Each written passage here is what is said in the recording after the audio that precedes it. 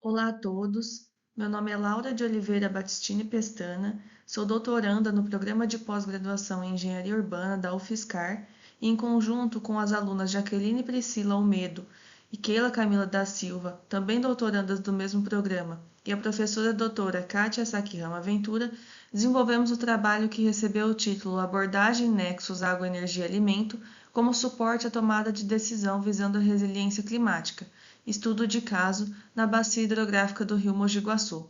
Esse trabalho está sendo apresentado no 2º Congresso Brasileiro Mudanças Climáticas e a Resiliência Urbana, no eixo temático de resiliência urbana a eventos extremos do clima.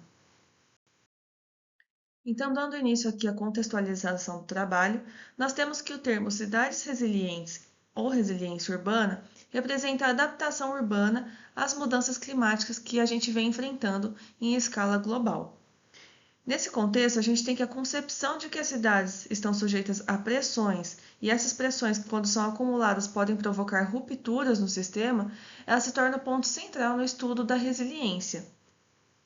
Globalmente falando, a gente tem que os setores de água, energia e alimentação, eles acabam sendo os mais vulneráveis a essas mudanças climáticas devido ao aumento na procura por esses recursos, conforme as cidades vão se desenvolvendo. Isso faz com que surja a necessidade do uso de abordagens que sejam interdisciplinares, então que considerem os 3 setores na sua concepção. E para isso a gente vai adotar aqui no trabalho a abordagem Nexus Water, Energy and Food como suporte à tomada de decisão. A ferramenta Nexus Água, Energia e Alimento, ela permite a elaboração de políticas para abordar e integrar a gestão dos recursos naturais e auxiliar na identificação de oportunidades para um aumento da eficiência dos recursos e também uma cooperação entre os setores de interesse, impactando então diretamente no ambiente urbano. Quando a gente tem o planejamento urbano realizado com enfoque no Nexus, ele pode fornecer perspectivas para que a gente alcance a resiliência urbana em setores que estão interligados. Isso porque essa abordagem ela integra fatores fundamentais para a sobrevivência humana e busca soluções conjuntas, prevendo a sua adoção por diferentes esferas do governo. Nesse contexto, tendo em vista os desafios que são enfrentados pela gestão municipal frente às mudanças climáticas, o objetivo do presente estudo foi analisar a segurança hídrica, energética e alimentar por meio da abordagem Nexus como subsídio à tomada de decisão visando a resiliência climática, especificamente na bacia hidrográfica do rio Mogi Guaçu. Dando início então à metodologia que guiou o desenvolvimento desse estudo, a gente tem a caracterização do objeto de estudo que foi a Bacia Hidrográfica Mogi Guaçu, também conhecida como Unidade de Gerenciamento de Recursos Hídricos 9. A bacia ela possui 38 municípios, que são esses destacados aqui no mapa desenvolvido, e a sua hidrografia é marcada principalmente pelo rio Mogi Guaçu, que é o principal curso d'água e também os seus afluentes. A população total é de 1,58 milhão de habitantes, com 95% residindo nas áreas urbanas, especialmente nas cidades de Mogi Guaçu, Sertãozinho e Araras. Além disso, é importante destacar que a disponibilidade hídrica nessa bacia ela enfrenta desafios significativos, e esses desafios decorrem do aumento da demanda e das pressões que são causadas pelas mudanças climáticas nesses recursos. Os problemas relacionados, então, à disponibilidade hídrica e aos recursos hídricos, eles abrangem disputas hídricas entre os setores usuários, poluição difusa causada pelo uso de agrotóxicos e também uma vulnerabilidade institucional relacionada à fiscalização desses recursos. Dessa forma, a bacia ela concentra a problemática dos contrapontos entre desenvolvimento e sustentabilidade e requer então políticas públicas coerentes e inovação na gestão hídrica para que a gente consiga equilibrar demandas humanas e o processo ambiental. Dessa forma, então, a hipótese principal adotada para o desenvolvimento desse estudo é de que o setor de água, quando comparado aos setores de energia e alimentação, ele é o mais ameaçado durante os eventos de estiagem prolongada, devido à demanda existente relacionada a esse recurso. Já entrando no framework teórico, o método adotado para o desenvolvimento desse trabalho foi o de pesquisa dedutiva, baseado nos dados qualitativos que foram publicados na plataforma governamental Adapta Brasil, E o trabalho foi desenvolvido em 3 etapas, sendo a primeira delas de coleta de dados, aqui do Adapta Brasil. Aqui é importante destacar, como a gente observa aqui na figura 2, que foram considerados os índices no nível 1, 2, 3 e 4. Então, a gente coletou informações a respeito de cada setor estratégico, água, energia e alimento, focando então o risco de impacto. Depois analisamos as dimensões de vulnerabilidade, exposição e ameaça climática. E aqui na vulnerabilidade, analisamos as categorias de sensibilidade e capacidade adaptativa. Em seguida, a segunda etapa foi a análise de informações a partir da disposição em mapas georreferenciados, onde foi utilizado software de uso livre QGIS. E a terceira etapa contemplou as propostas de medidas de adaptação com base na abordagem Nexus, e essas propostas elas foram elaboradas com base na ferramenta de gestão 5W2H. Entrando na análise de resultados do trabalho, ela foi dividida de acordo com o nível analisado. Então, primeiramente, vamos falar sobre o índice de risco de impacto para os períodos de seca prolongada. Dentre os 3 setores analisados, o setor de água ele apresentou o maior número de municípios ameaçados no período de seca prolongada. Do total, de 38, a gente teve 22 municípios com alto risco de impacto. Já para o setor de alimento, o comportamento observado ele demonstrou maior heterogeneidade dos resultados, então com comportamento mais divergente entre os municípios, destacando um aqui, como a gente pode observar nessa imagem, com um índice de impacto muito baixo. E o setor de energia, por fim, ele foi o que apresentou um comportamento mais homogêneo entre os municípios, onde a gente teve 30 municípios com médio risco de impacto e 8 municípios com baixo risco. É importante destacar também que nenhum município, para a análise desse nível, apresentou classificação com índice de risco muito alto. Entrando na análise da vulnerabilidade, é importante destacar que a vulnerabilidade é uma predisposição que o sistema tem a sofrer danos quando ele é exposto a uma ameaça. E essa vulnerabilidade está vinculada à sensibilidade e também à capacidade adaptativa do sistema.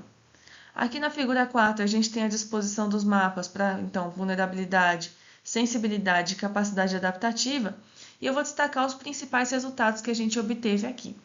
Falando um pouquinho do setor de água, na vulnerabilidade, a gente teve 22 municípios com média vulnerabilidade. Na sensibilidade, tivemos 3 municípios com sensibilidade muito baixa, destacados em vermelho, então necessitam de uma atenção um pouco maior. E a capacidade adaptativa, o setor de água apresentou 3 municípios com baixa capacidade adaptativa, também precisando de maior atenção. Já falando do setor de alimento, a gente teve na vulnerabilidade 21 municípios com baixa vulnerabilidade, 4 municípios com sensibilidade alta e 6 municípios com baixa capacidade adaptativa. E por fim, o setor de energia ele apresentou um comportamento mais homogêneo entre os municípios. Para a vulnerabilidade, a gente teve 33 municípios com baixa vulnerabilidade. Para a sensibilidade, nós tivemos todos os municípios com sensibilidade baixa, como vocês podem observar aqui na figura. E para a capacidade adaptativa, nós tivemos 25 municípios com média capacidade adaptativa.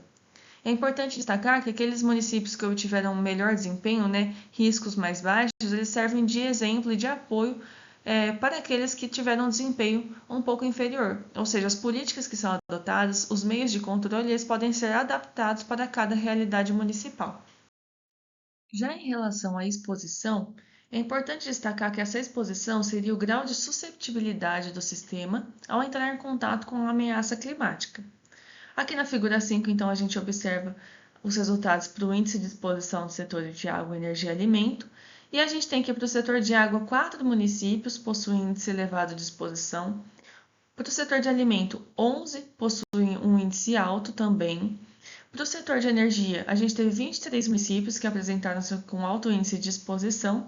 E aqui um fato curioso e importante destacar é que dentre os municípios analisados, Luiz Antônio e Motuca, eles apresentaram resultados satisfatórios para todos os setores nessa dimensão de exposição. Então, aqui no trabalho também foi sugerida uma investigação um pouco mais aprofundada dos motivos que levam a esse desempenho, para que a gente verifique a existência ou não de uma colaboração intersetorial nas políticas adotadas. Com relação à ameaça climática, por sua vez, a gente tem que essa ameaça climática pode ser definida como as perdas e danos, tanto para a sociedade quanto para o ecossistema, oriundo dos eventos climáticos extremos. Aqui na figura a gente observa então o índice de ameaça climática para os setores de água, energia e alimento, e é possível observar que os municípios possuem baixo índice de ameaça climática, e essa ameaça englobou a avaliação dos dias consecutivos secos enfrentados e também o índice de evapotranspiração padronizado. Aqui então a gente observa que a ameaça climática ela foi a única dimensão que não apresentou divergências significativas entre os setores analisados. Por fim, o último tópico dos resultados ele contempla as medidas de mitigação, porque tendo em vista as informações coletadas para o contexto da bacia hidrográfica do objeto desse estudo, foram propostas medidas de intervenção que consideram a atuação a nível regional como uma forma de auxiliar na tomada de decisão dos responsáveis. Essas medidas foram construídas através da metodologia Nexus, Água, Energia e Alimento, e aqui eu trouxe 3 medidas para que a gente tenha maior detalhamento, através da ferramenta de gestão 5W1H. Então, a primeira medida, ela engloba fomentar ações de educação climática. E por quê, Porque grande parte dos municípios dessa bacia, ele enfrenta desafios relacionados à segurança nos setores de água, energia e alimento durante os períodos de estiagem. Então, essas ações de educação climática, elas podem acarretar impactos positivos para cada um dos setores, como, por exemplo, a redução do consumo de água per capita, gerando então maior disponibilidade de água para abastecimento. No setor de energia, a gente teria o aumento de água disponível para a produção de energia, e no setor de alimento, um aumento da água disponível para a produção de alimentos. A segunda medida, por sua vez, contempla aprimorar a governança da água. E como seria, O que seria? Uma melhoria na governança da água, baseando-se em princípios como a efetividade, eficiência e confiança e engajamento, que também poderia acarretar impactos positivos em cada um dos setores, sendo, por exemplo, estabelecidas metas claras de política sustentável em todos os níveis de governo, uma maximização dos benefícios da gestão sustentável dos recursos hídricos ao menor custo para a sociedade e também a geração da confiança pública e capacidade de mobilização das partes envolvidas através de medidas institucionais e procedimentos justos. E por fim, a última medida trata de buscar alternativas para a produção agrícola. Por quê? Porque a análise do índice de capacidade adaptativa para o setor de alimentos nos municípios avaliados revelou que 7 municípios apresentam baixo índice de capacidade de adaptação, enquanto 15 possuem índice médio. Então, juntos, esses dados representam quase 60% do conjunto de municípios, indicando a necessidade de uma atenção maior para essa questão.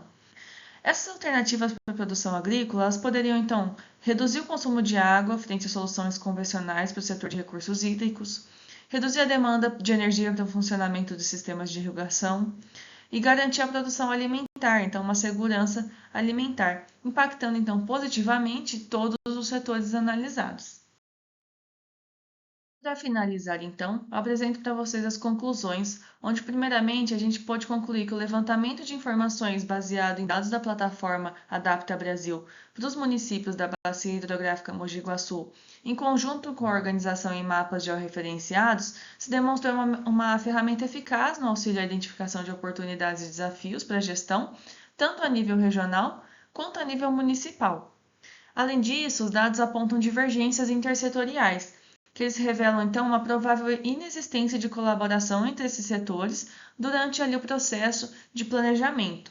Dessa forma, o estudo realça a necessidade de considerar os potenciais de sinergia entre esses setores durante os processos de tomada de decisão.